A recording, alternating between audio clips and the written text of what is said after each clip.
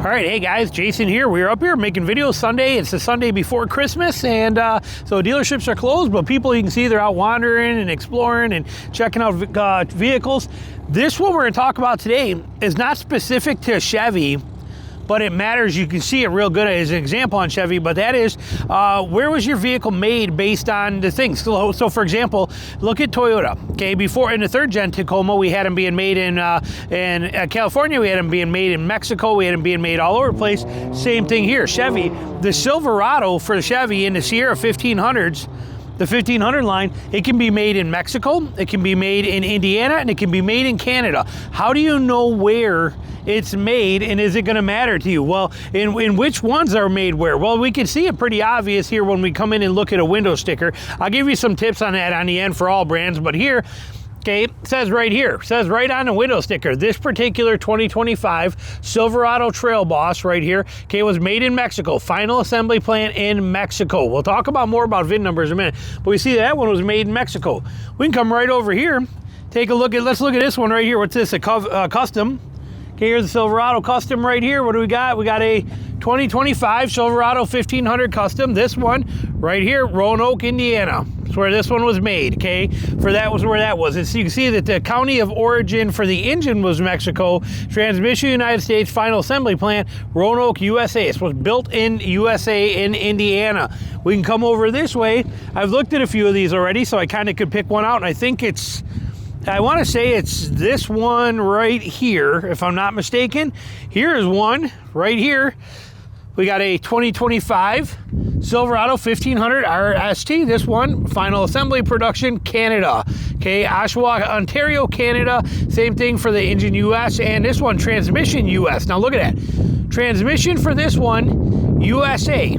Okay, engine USA. 5.3 liter in this. Let's go back over these ones. We come back around, and we're going back over here. Pop back into this dude here and take a look and see what we got here again. We come over here, okay.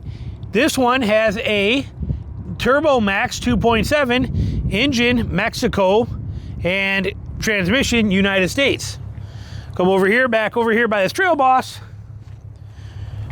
which this one has the 5.3 United States for the transmission and for the engine. So you can see where everything is made, but we got a Mexican-built truck with a US, you know, because of where the 5.3 and the 10 speed is made, but this is a Mexican-built truck, okay? This was made in Mexico.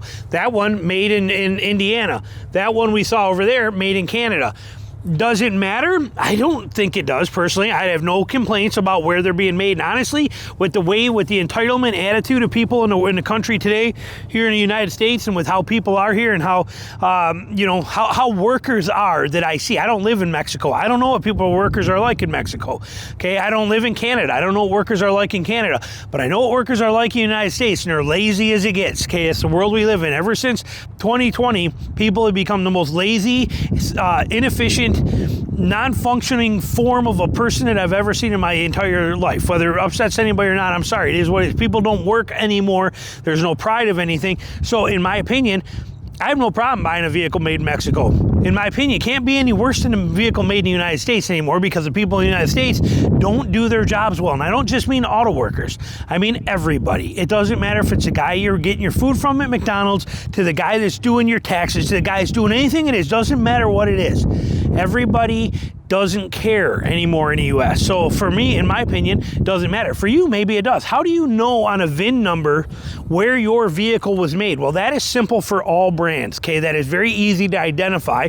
We can come over here. Where's the window sticker on this dude? So this one got a window sticker? Yeah, this one doesn't. It looks like it's lit well, so we can see it.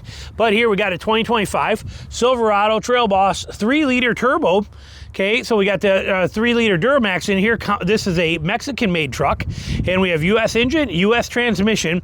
Now, if you look at the VIN, okay, you see this VIN number on here. It's the first digit that matters in the way that the VIN numbers are made. If it is a 1, 4, or 5, instead of that 3, if it's a 1, 4, or 5, it is US made. Okay, if it is a 2, it is Canadian made. If it is a 3, it is Mexican made. So you can pull that right up online on any one of them, or just look at the, you know, a lot of times when you're shopping online for a truck, you know, they're going to make you go through like 6, 7, 8, 10 clicks to get to a window sticker. And then to look at the window sticker, to look at that origin location on a window sticker. But you can just look at the VIN number, which they all pretty much list right on the front of the ad. They got a VIN number right on there.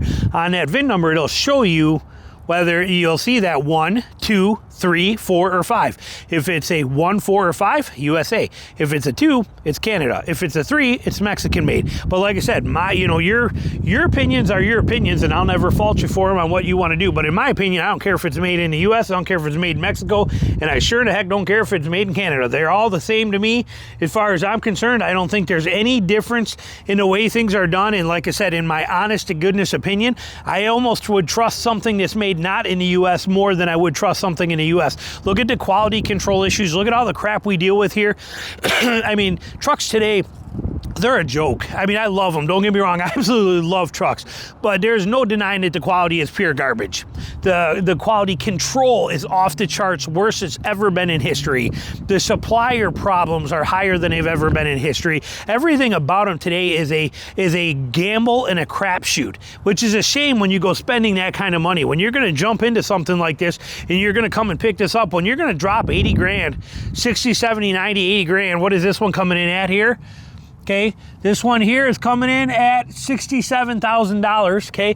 Well, when you're gonna start dumping this kind of money, you know, $60,000, $70,000, $80,000, whatever it is on a truck, you expect it to run more than 30,000 miles before it has problems.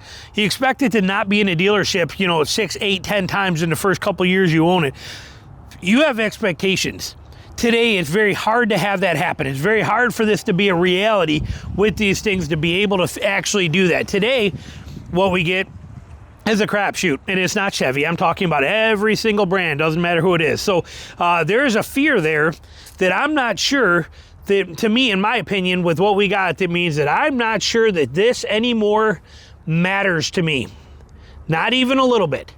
Now you and many people out there, and in the comments you will hear it, many people it does matter, and I get it. I get support local. I understand that 100%. I get that the rate of labor pay for the places like that is much lower, but I also think that they work probably much harder, and they probably take more pride in their jobs. I'm guessing. I don't know. All I know, doesn't matter to me where it's built at, but if it matters to you, this is how you can tell. Okay, it is stated right on the window sticker, but then, like I said, you have vehicles like this where you could get on the same lot here. You can have a variety. A third of these can be made in the USA, and a third of them can be made in Mexico, and a third of them can be made in Canada. And the only way to know is to actually look at it. You can't just come up here and say, well, I want, you got 3 of these trucks here, and I like all 3 of them, and I want any one of them, and fine, just grab one. You might want to come in and see if that matters. You can go, well, this one, USA made, this one Canada made, and this one made in Mexico. Which one do you want to take? See, that's where the difference is going to come in. So use that knowledge any way you want to, any way it's going to benefit you, and but use that window sticker to your advantage too, so that you know what's going on. If you don't want to look the window sticker up, and you're on like Auto Trader, Car Gurus, things like that, most of them will have that VIN on that, right easy to find in the ad, where you don't got to go hunt down the whole Maroni sticker. That'll be right there for you, and then you can go right in there and see that number 1 on there, USA made, just because it's got a number 1 on it. So little tip for you, little food for thought on how to know where your Chevy was actually built at, especially before you buy it, or if you have one now and you're curious. But like I said, as far as the quality differences, I'd put 0 weight in that personally. You do whatever you want to. Thanks for watching. Put your comments down below. Talk to you soon.